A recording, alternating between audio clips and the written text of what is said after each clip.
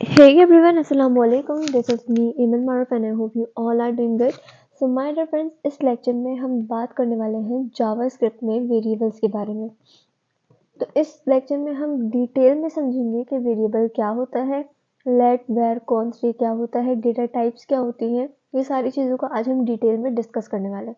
तो सबसे पहले हम ये समझते हैं कि वेरिएबल्स क्या होते हैं।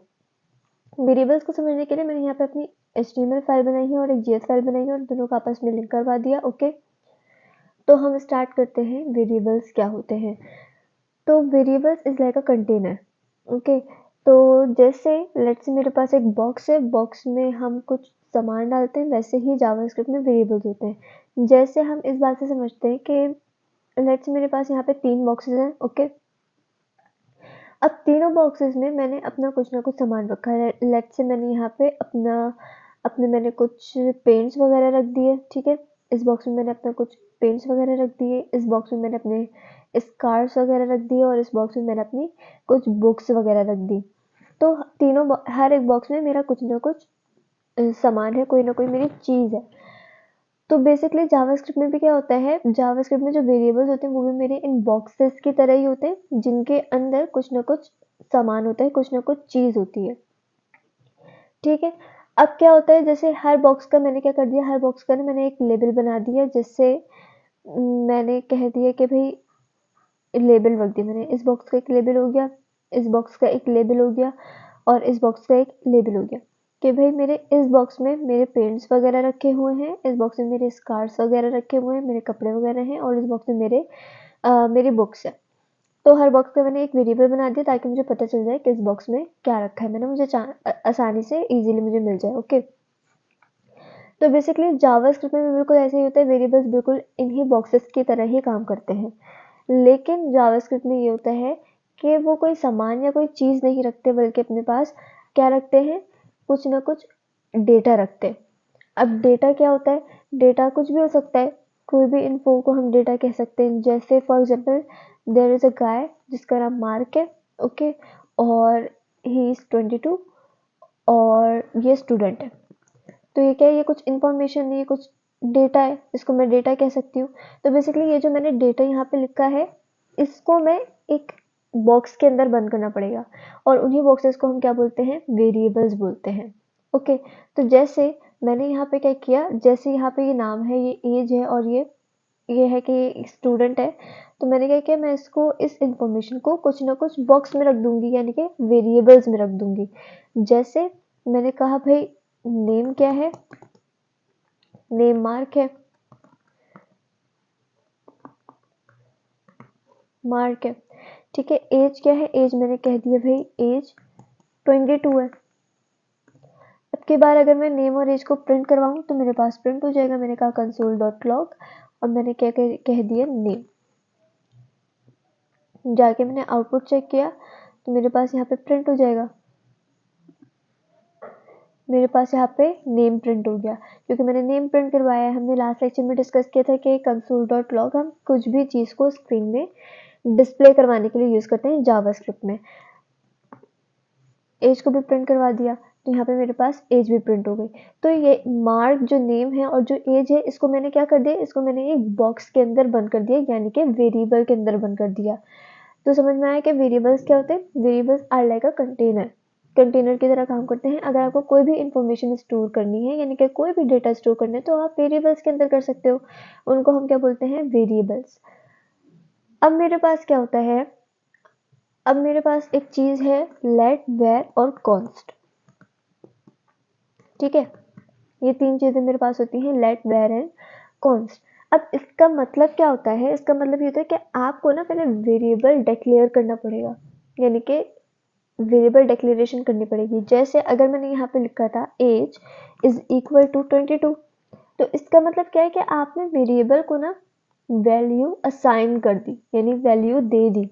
इक्वल टू क्या होता है, बेसिकली इक्वल टू मेरे पास क्या कहलाता है, असाइनमेंट ऑपरेटर कहलाता है।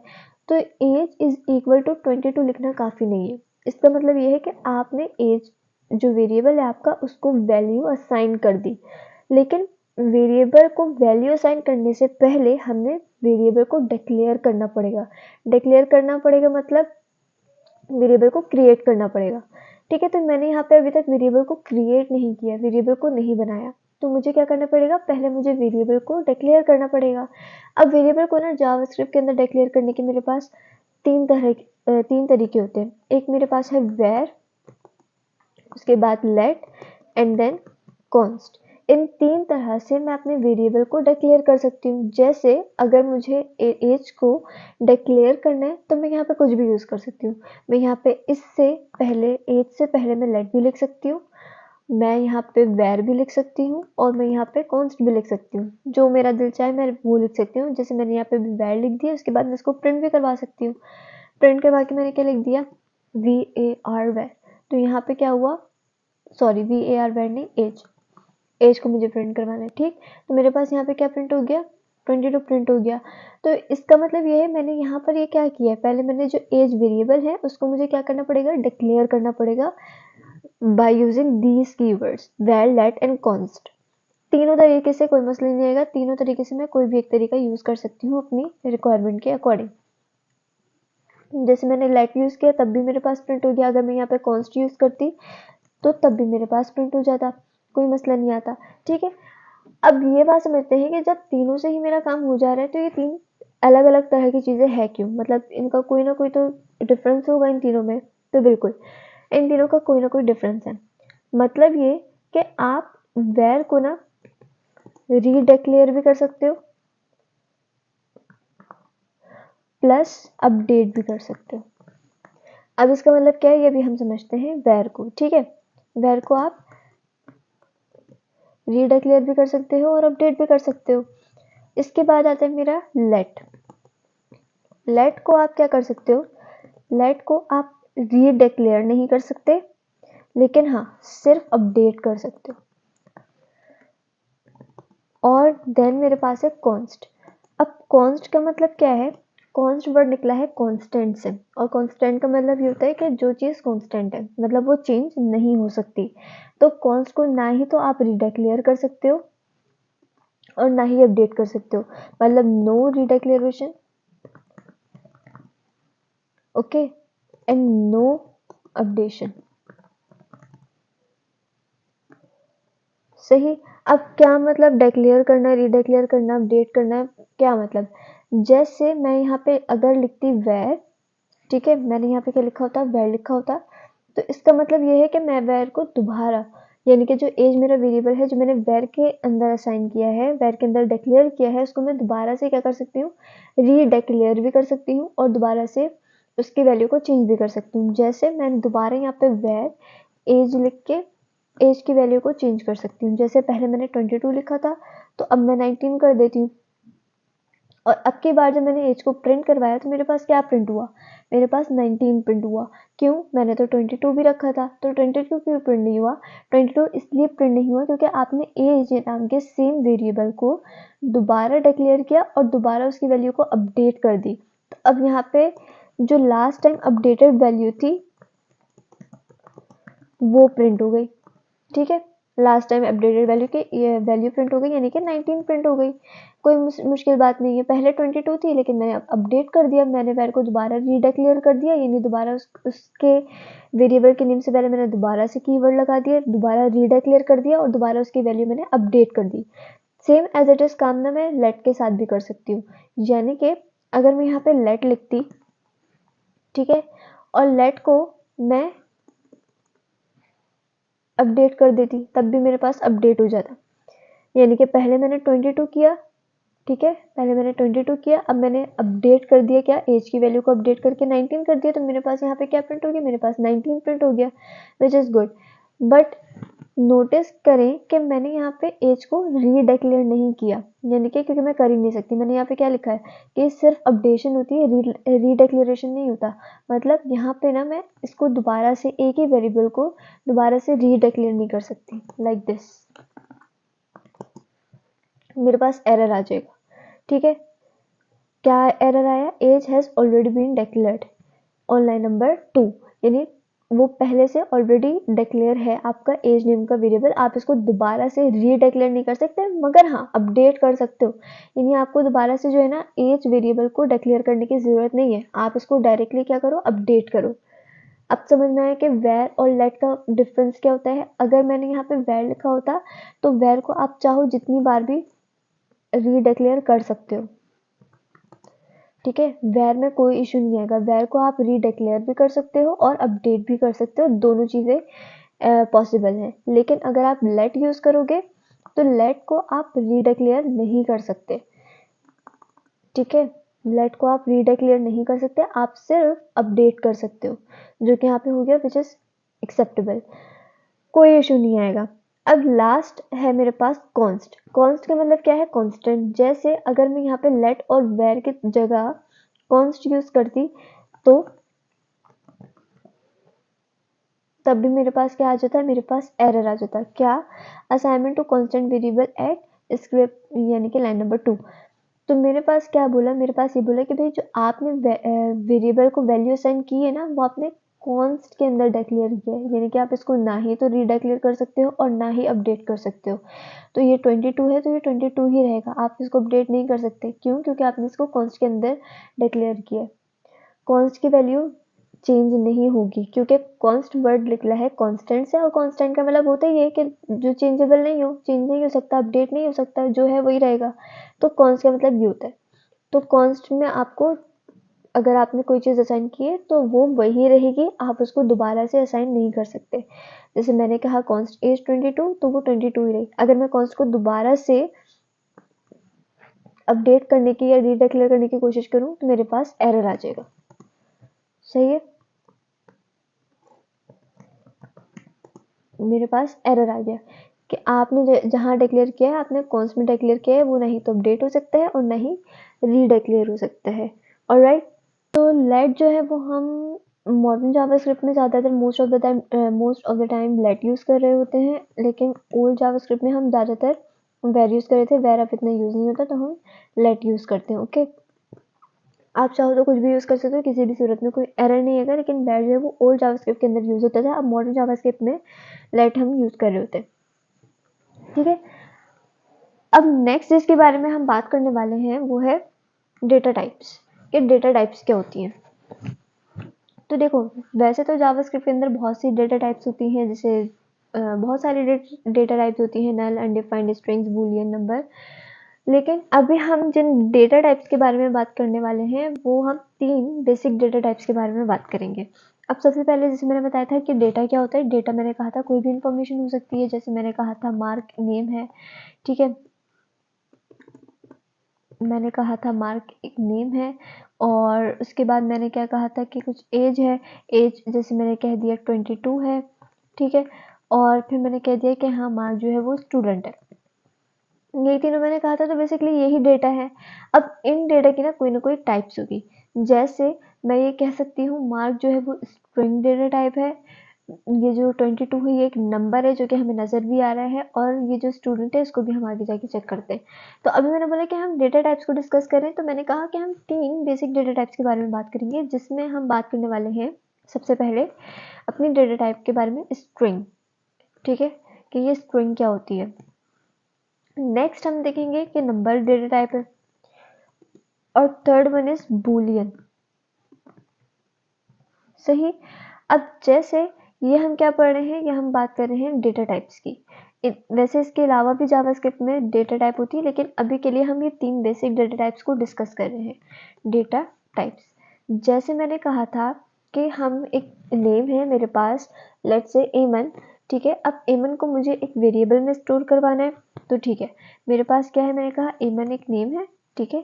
अब एमन को मुझे एक वेरिएबल में स्टोर करवाना है, मैं कह देती हूँ माय नेम का मैंने एक वेरिएबल बनाया और उसको स्टोर करवा दिया, ठीक है। तो नोटिस करो यहाँ पे क्या, मेरे पास एरर आ गया। पहले तो क्या कि यहाँ पे आ गया एमन is not defined in whatever, ठीक है। तो इसको छोड़ दो, अभी के लिए क्या एरर आया इसको छोड़ दो। तो बेसिकली ये गलत है, ये गलत वे है डिफाइन करने का। एक पहली बात जो अब आप शायद समझ पाओ वो ये कि मैंने इसको डिक्लेयर ही नहीं किया, मैंने अपने वेरिएबल को डिक्लेयर नहीं किया, जो कि अभी हमने डिस्कस किया कि हमें डिक्लेयर करना है चाहिए। तो जैसे कि मैंने चलो उसको डिक्लेयर भी कर दिया लेट, अभी भी मेरे पास एरर आ गया, ये एरर रिजॉल्व नहीं हुआ। क्यों? क्योंकि यहाँ पे क्या हुआ, मैंने अपने नेम को स्टोर करवाया, ठीक है। ये गलत वे है। जब आप कोई टेक्स्ट या कोई या आप ये कह लो कोई लेटर्स या कोई स्ट्रिंग्स को आप स्टोर करना चाह रहे हो ना, कोई लेटर्स आपके पास कोई अल्फ़ाबेट्स हैं, तो आप उनको ऐसे ही नहीं लिख सकते। आप उनको लिखोगे या तो डबल कोट्स के अंदर या फिर सिंगल कोट्स के अंदर। डबल या सिंगल कोट्स आप कुछ भी यूज़ कर सकते हो, ठीक है। इसके बाद आप चाहो, उसके बाद फिर आप सेमीकोलन लगा दो। सेमीकोलन मतलब ये होता है कि आपकी एक स्टेटमेंट ख़त्म हो गई है, फुल स्टॉप की तरह काम करता है। हमने फर्स्ट लेक्चर में भी डिस्कस किया था, है ना। तो अब यहाँ पे क्या हुआ, अब मैंने जो मेरा नेम है एमन, उसको मैंने एक वेरिएबल के अंदर स्टोर कर दिया। माय नेम का एक वेरिएबल है जिसके अंदर मैंने स्टोर कर दिया और उसको मैंने लेट कीवर्ड से असाइन कर दिया। हम चाहे तो एमन जो नेम है इसको प्रिंट भी करवा के चेक कर सकते हैं। तो मैंने क्या लिखा, मैंने लिखा console.log और मैं यहाँ पे क्या पास करूँगी, माय नेम, क्योंकि मुझे माय नेम को प्रिंट करवाना है। तो हाँ, मेरे पास अब कोई एरर नहीं है और मेरे पास एमन जो नेम है मेरा वो भी प्रिंट हो गया, ठीक है। अब मैंने कहा हम बात कर रहे हैं डेटा टाइप्स के बारे में। तो अभी के लिए मैंने बोला कि हम 3 डेटा टाइप्स को डिस्कस करेंगे कि स्ट्रिंग्स क्या होते हैं, नंबर क्या होता है और बुलियन क्या होता है। तो बेसिकली अगर अभी मैं बताऊँ ना, तो मेरा जो ये नेम है एमन, ये एक डेटा है, ठीक है, और इसकी कोई ना कोई टाइप होगी, यानी ये मेरा किसी किस्म का डेटा होगा, ठीक। जैसे अगर अभी मैं बताऊँ तो ये इसकी जो डेटा टाइप है वो है स्ट्रिंग, ठीक है। हम चाहे तो चेक भी कर सकते हैं। अब जब भी आपको किसी भी डेटा की आपको डेटा टाइप चेक करनी है ना, किसी भी डेटा की आपको अगर टाइप चेक करनी है, तो आप क्या करोगे, आप यहाँ उस वेरिएबल के नेम से पहले लिखोगे टाइप ऑफ, ठीक है, विदाउट गैप। आपने क्या लिखा, टाइप ऑफ। टाइप ऑफ मुझे चेक करनी है माय नेम के, भाई माय नेम जो मेरा नेम है जिसमें ये वेरिएबल ये वैल्यू स्टोर है, इसकी टाइप क्या है। तो देखो टाइप यहाँ पे क्या प्रिंट हुई, टाइप यहाँ पे क्या प्रिंट हुई, स्ट्रिंग प्रिंट हुई। अब स्ट्रिंग क्यों प्रिंट हुई, क्योंकि मैंने इसको स्ट्रिंग डेटा टाइप में स्टोर किया है। यानी जब भी आप कुछ इस तरह का लेटर्स या कोई अल्फ़ाबेट्स वगैरह या कोई कैरेक्टर स्टोर करवाना चाह रहे होते हो, कैरेक्टर यानी कोई सिंबल्स हो गया, कोई सिंबल है या फिर कोई लेटर, तो उसको आप या तो डबल कोट्स के अंदर लिखते हो या फिर सिंगल कोट के अंदर लिखते हो। जैसे अगर यही काम मैं डबल कोट्स के अंदर करती तब भी मेरे पास कोई एरर नहीं आता, तब भी मेरे पास ये प्रिंट हो जाता। इसका मतलब ये है कि आपने जो ये लेटर्स स्टोर करवाए हैं ये आपने स्ट्रिंग्स के अंदर स्टोर करवाए हैं, और स्ट्रिंग ये बताता है स्ट्रिंग्स यानी डबल कोट्स के अंदर स्टोर करवाए हैं, और डबल कोट्स के अंदर लिखने का मतलब ये कि जो आपकी डेटा टाइप है वो स्ट्रिंग हो गई। अब क्या ये डबल कोट्स और सिंगल कोट्स लगाना ज़रूरी है, तो हाँ ये ज़रूरी है। अगर मैंने नहीं लगाया होता तो मेरे पास एरर आ गया था, क्योंकि अब उसको एक वैल्यू की तरह ट्रीट ही नहीं कर रहा, वो उसको एक वेरिएबल की तरह ट्रीट कर रहा है और कह रहा है कि ये आपने डिफाइन ही नहीं किया, तो वो इसलिए एरर दे रहा है कि एमन इज़ नॉट डिफाइंड। अब समझ में आया। तो अगर आपको कोई लेटर्स या कोई कैरेक्टर स्टोर करवाने हैं तो आप डबल कोट्स के अंदर या फिर सिंगल कोट्स के अंदर यूज़ करोगे, जो आपका दिल चाहे, सही है। तो मेरे पास तब भी डेटा टाइप क्या हो गई, स्ट्रिंग हो गई। कोई कैरेक्टर भी हो सकता है, कोई लेटर भी हो सकता है, ओके। अब नेक्स्ट डेटा टाइप है मेरे पास नंबर। अब नंबर जैसे जैसे मैंने यहाँ पे किया लेट, गेट नहीं लेट, और लेट कह के मैंने कह देती एज, सही। और एज मैंने यहाँ पे क्या लिख दिया, एज मैंने लिख दिया लेट से 12, ठीक है। अब अगर मैंने यहाँ पे क्या किया, मैंने एक वैल्यू लिया, ठीक है 12, और बेसिकली एक एज है, उसको एक एज नेम के वेरिएबल में स्टोर करवा दिया और लेट से उसको डिक्लेयर कर दिया, ठीक है। हम चाहें तो इसको प्रिंट भी करवा सकते हैं, तो मैंने लिखा console.log एज, एज को मैंने प्रिंट करवा दिया, तो एज मेरे पास यहाँ पे 12 प्रिंट हो गई। हम चाहें तो इसकी डेटा टाइप भी चेक कर सकते हैं, कैसे, अभी मैंने बताया कि अपने वेरिएबल के नेम से पहले आप क्या लिखोगे, आप लिखेंगे टाइप ऑफ एज। तो मेरे पास यहाँ पे देखो एज क्या प्रिंट हुई, नंबर प्रिंट हुई, ये एक नंबर है, ठीक है।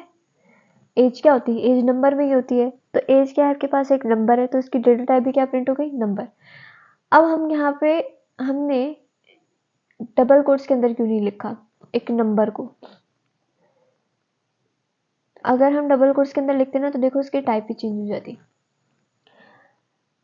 था तो ये एक नंबर, लेकिन क्योंकि मैंने इसको डबल कोट्स के अंदर लिख दिया तो इसकी डेटा टाइप ही चेंज हो गई, और डेटा टाइप अब क्या दे रहा है, इसकी स्ट्रिंग दे रहा है, मेरे पास यहाँ पे क्या प्रिंट हो गई डेटा टाइप, एक नंबर की क्या प्रिंट हो गई, स्ट्रिंग के अंदर प्रिंट हो गई। क्यों? क्योंकि मैंने इसको डबल कोट के अंदर लिख दिया।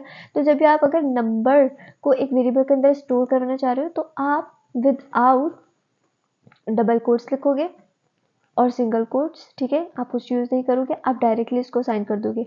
लेकिन अगर आपके पास लेटर्स हैं या फिर कोई कैरेक्टर है तो आप उसको डबल कोट्स या सिंगल कोट्स के अंदर लिख के साइन करोगे। तो मेरे पास ये डेटा टाइप क्या हो गई, ये मेरे पास डेटा टाइप हो गई स्ट्रिंग, और ये मेरे पास कौन सी डेटा टाइप है, ये मेरे पास डेटा टाइप है नंबर। नेक्स्ट जिसके बारे में हम बात कर रहे हैं वो है बूलियन। अब बूलियन क्या होता है, बेसिकली बूलियन में मेरे पास दो तरह की वैल्यूज होती है। बूलियन में हम दो तरह की वैल्यूज के बारे में बात करते हैं, या तो वो ट्रू होगा या फिर फॉल्स होगा। बूलियन डेटा टाइप जो है वो सिर्फ दो तरह की वैल्यू लेता है अपने पास, या तो वो ट्रू होगी या फिर वो फॉल्स होगी। जैसे मैंने यहाँ पे कहा लेट, और मैं यहाँ पे कह देती हूँ is student is equal to true. मैंने यहाँ पे क्या कहा कि भाई जो ये ईमन है क्या ये स्टूडेंट है, मैंने कहा हाँ ट्रू, और यहाँ पे मैं सेमीकोलन लगा देती हूँ। तो बेसिकली अब यहाँ पे कौन सी वैल्यू पास की, मैंने यहाँ पे मैंने ट्रू पास किया है। क्या पास किया? ट्रू पास किया है। हम चाहे तो उसके डेटा टाइप भी चेक कर सकते हैं। मैंने कहा कंसोल डॉट लॉग कह के मैं कहती हूँ टाइप ऑफ इज स्टूडेंट। तो मेरे पास यहाँ पे क्या प्रिंट हो गया, बूलियन। यहाँ पे मुझे क्या रिजल्ट मिल गया, बूलियन। अगर मैं यहाँ पे फॉल्स पास करती तभी मेरे पास क्या प्रिंट होता, फॉल्स प्रिंट हो, बूलियन ही डेटा टाइप प्रिंट हो जाती। तो इसका मतलब ये है कि जब हम यहाँ पे कोई वैल्यू के अंदर किसी वेरिएबल के अंदर या तो हम ट्रू या फिर हम फॉल्स पास करेंगे तो उसकी डेटा टाइप क्या हो जाएगी, बूलियन। बूलियन दो ही तरह की वैल्यू रखते हैं अपने पास, या तो ट्रू होगी या तो फॉल्स होगी। अगर आप ये ट्रू और फॉल्स पास करें तो इसका मतलब उसकी डेटा टाइप क्या हो गई, बूलियन। अगर मैं इसको डबल कोट्स के अंदर लिख देती तो मेरे पास क्या होता,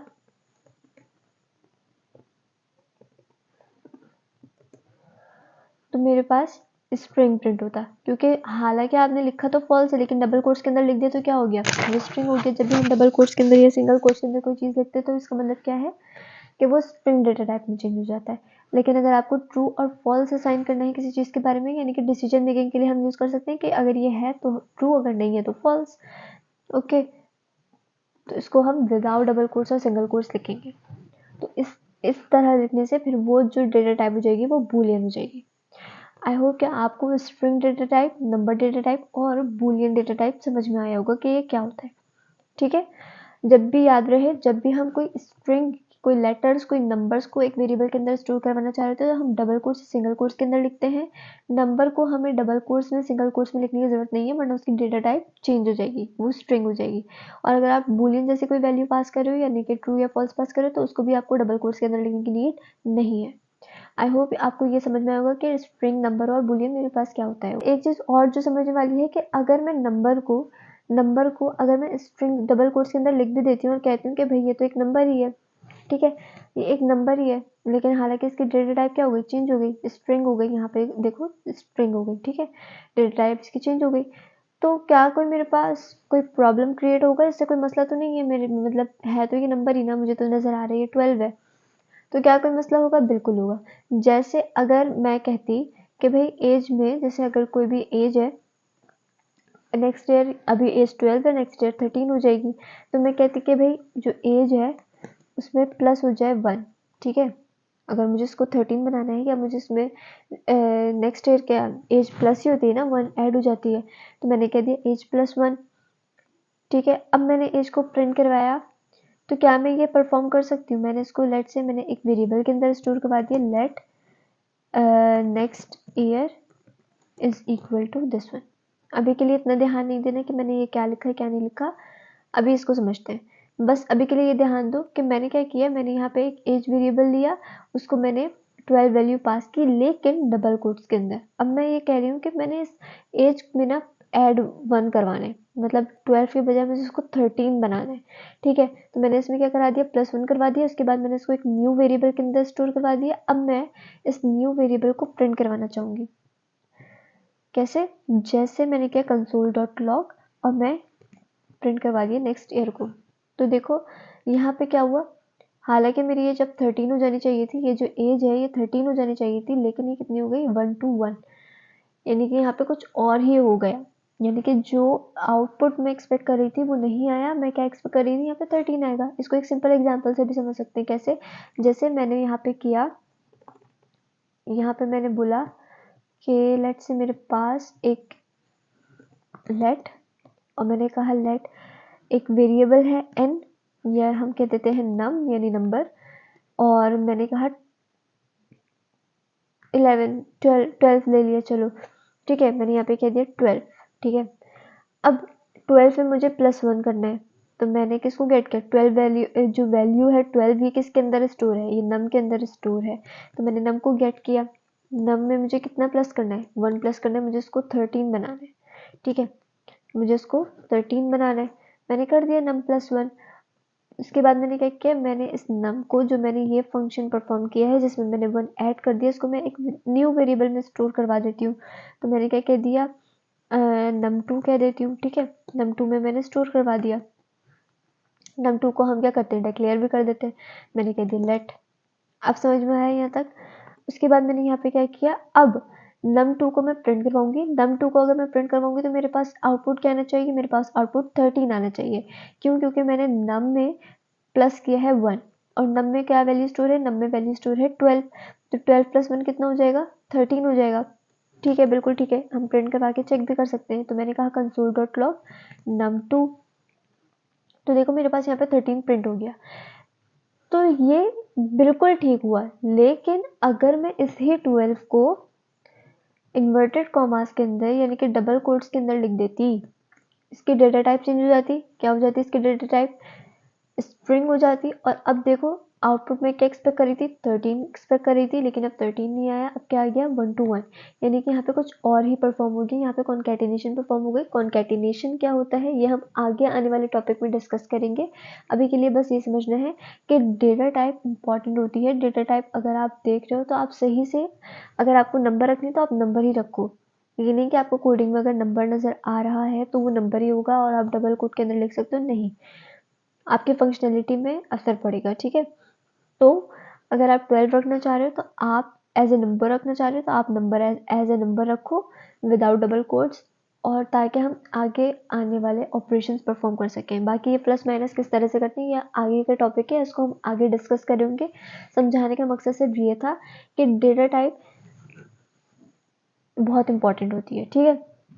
अगर आपने डेटा टाइप इसकी चेंज कर दी, जैसे मैंने अभी स्ट्रिंग की थी तो मेरा आउटपुट ही चेंज हो गया था, 1 to 1 आ गया था। और जब मैं 13 आउटपुट एक्सपेक्ट कर रही हूँ तो फिर मुझे स्ट्रिंग के अंदर लिखने की ज़रूरत नहीं है, यानी कि ऑपरेशंस मेरे गलत हो जाएंगे अगर मैंने डेटा टाइप चेंज कर दिया। तो data types are very important. I hope कि आपको समझ में आया होगा कि स्ट्रिंग डेटा टाइप क्या होता है, नंबर डेटा टाइप क्या होता है और बूलियन डेटा टाइप क्या होता है। अगर समझ में नहीं आया तो आप वीडियो को रिवाइंड करके भी देख सकते हो। अगर फिर भी समझ में नहीं है तो आप कमेंट सेक्शन में पूछ सकते हो, आई रिप्लाई, ओके।